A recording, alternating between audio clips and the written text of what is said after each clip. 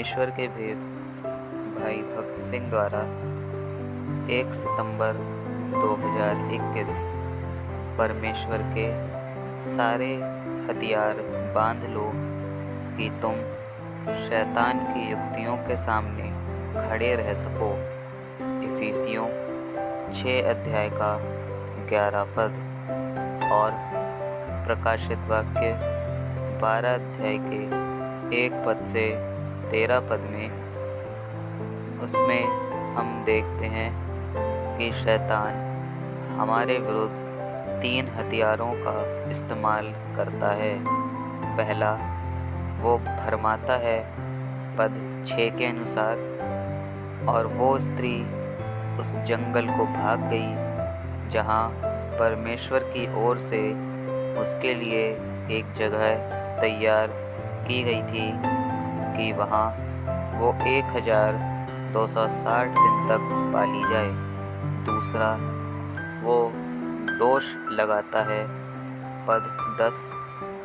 फिर मैंने स्वर्ग से यह बड़ा शब्द आते हुए सुना, अब हमारे परमेश्वर का उद्धार और सामर्थ और राज्य और उसके मसीह का अधिकार प्रकट हुआ है, क्योंकि हमारे भाइयों पर दोष लगाने वाला, जो रात दिन हमारे परमेश्वर के सामने उन पर दोष लगाया करता था, गिरा दिया गया है। तीसरा, वो सताने वाला है पद 13। जब अजगर ने देखा कि मैं पृथ्वी पर गिरा दिया गया हूँ, तो उस स्त्री को जो बेटा जनी थी सताया।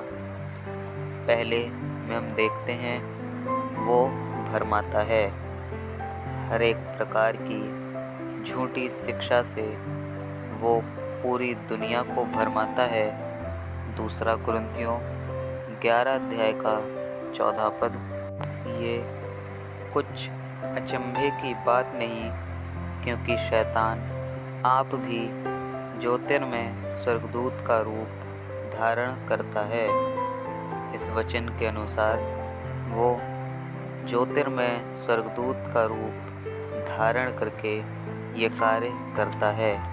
दूसरा, वो दोष लगाता है, वो भाइयों पर दोष लगाने वाला है। जैसे साम्यवादियों के द्वारा हुआ, वैसे विश्वासियों की गिरफ्तारी की जाएगी, उनके विरुद्ध मुकदमा चलेगा और अनेक आरोपों का उन्हें सामना करना पड़ेगा। तीसरा, वो सताने वाला है। जैसे चीन, रूस और अन्य देशों में हुआ, वैसे ही सताने वाले के कारण विश्वासियों को पीड़ा और वेदना सहनी पड़ी। शैतान पर विजय प्राप्त करने के लिए हमें भी 3 हथियार दिए गए हैं। प्रकाशित वाक्य 12 अध्याय का 11 पद।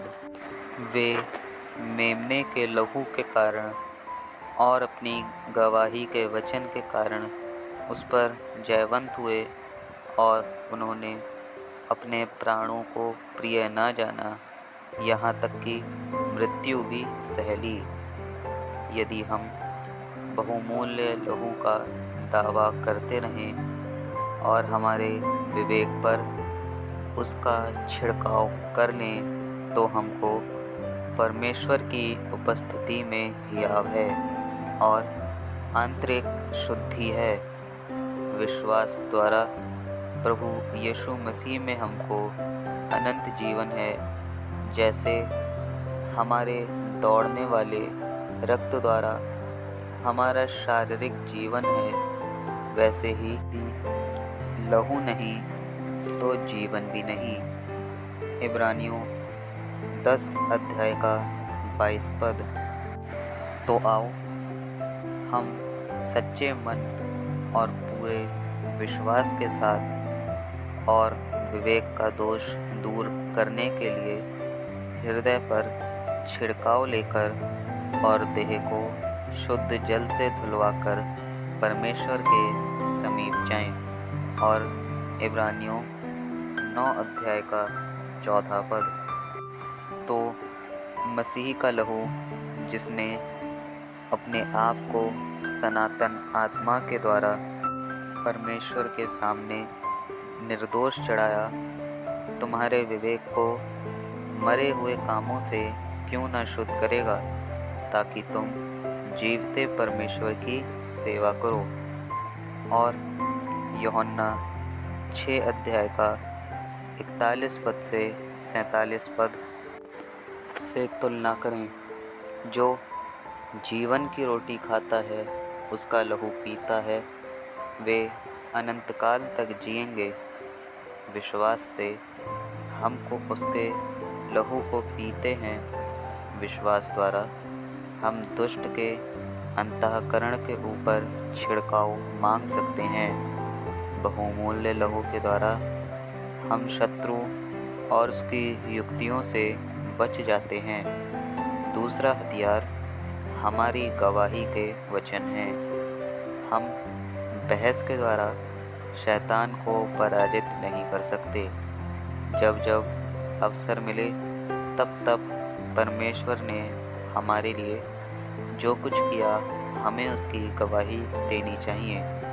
तीसरा हथियार ये है कि हमारे प्राणों को हमारी मृत्यु तक प्रिय नहीं समझना चाहिए।